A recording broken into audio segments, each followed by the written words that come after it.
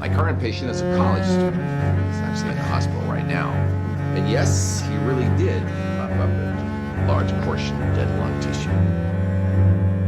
How's that even possible? That's what she said. No, she didn't literally say that. How's that even possible? Primary squamous carcinoma could cause lung tissue to basically disintegrate. It's not cancer, FOP.